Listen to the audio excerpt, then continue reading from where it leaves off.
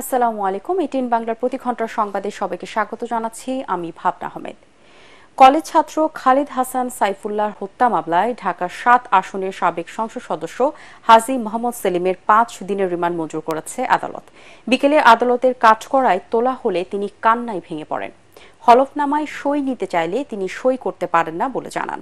পরে তার টিপ সই নিয়ে আদালতে তার পক্ষে হলফনামা দাখিল করেন আইনজীবী প্রাণ গোপাল নাথ। এর আগে গত রাতে রাজধানীর বংশাল থানা এলাকা থেকে তাকে গ্রেপ্তার করা হয়। গত 18 জুলাই বৈষম্য বিরোধী ছাত্র আন্দোলনের সময় লালবাগের আজিমপুর সরকারি আবাসিক এলাকায় আইডিয়াল কলেজের প্রথম বর্ষের ছাত্র খালিদ হাসান সাইফুল্লাহ গুলিবিদ্ধ হয়ে মারা যান।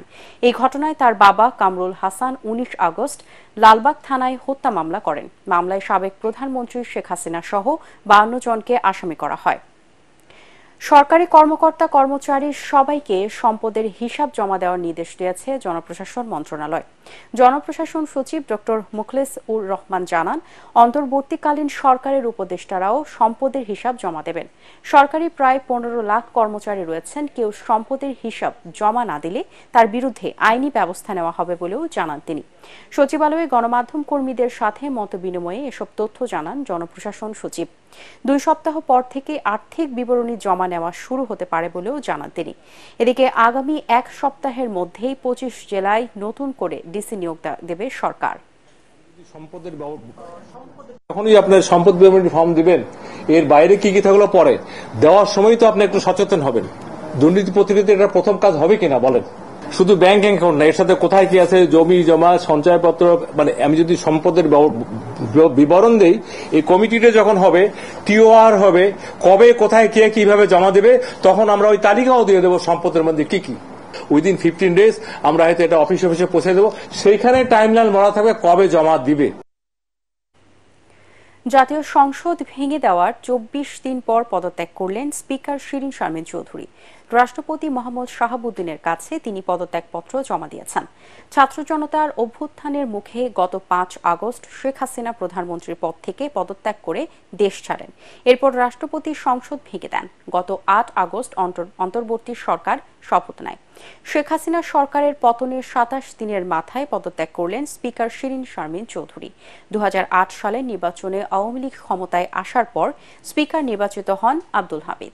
তাকে রাষ্ট্রপতি নির্বাচিত করা হলে 2013 সালের 30 এপ্রিল স্পিকার নির্বাচিত হন শিরীন শারমিন। এরপর থেকে টানা তিনি এই দায়িত্বে ছিলেন। কালো টাকা সাদা করার সুযোগ বন্ধ করেছে জাতীয় রাজস্ব বোর্ড। চলতি মাসে বা আগামী মাসে বর্তমান বাজেট কিছুটা সংশোধন করা হতে পারে বলে জানিয়েছেন অর্থ উপদেষ্টা ডক্টর সালেউদ্দিন আহমেদ। সকালে সচিবালয়ের রপ্তানি উন্নয়ন ব্যুরোর কর্মকর্তাদের সঙ্গে বৈঠক শেষে সাংবাদিকদের অর্থ উপদেষ্টা এসব তথ্য জানান। এ সময় তিনি বলেন, জিডিপির বাস্তব সংখ্যা ও প্রবৃদ্ধির সঠিক পরিসংখ্যান জানার কাজ চলছে। খুব শিগগিরই প্রকাশ করা হবে চলতি বছরের রপ্তানি লক্ষ্যমাত্রা। সাংবাদিকদের প্রশ্নের জবাবে অর্থ উপদেষ্টা বলেন, বাজারে 5, 10 ও 20 টাকার কাগজি নোটের অবস্থা খুবই নাজুক। এটা দ্রুত পরিবর্তনের ব্যবস্থা করা হবে। দেশের মানুষকে মুদ্রার যত্ন ও ব্যবহারে সতর্ক থাকার আহ্বান জানান তিনি। ডক্টর সালেউদ্দিন আহমেদ বলেন, বাজেটে বড় বড় উন্নয়ন খাতের প্রকল্পগুলোর বিষয়ে সরকারের উচ্চ পর্যায়ে সিদ্ধান্ত হবে। কমপ্লিট শাটডাউন কর্মসূচি প্রত্যাহারের পর ঢাকা মেডিকেল কলেজ হাসপাতালে জরুরি বিভাগ চালু হলেও বহির্বিভাগে চিকিৎসা সেবা বন্ধ রয়েছে।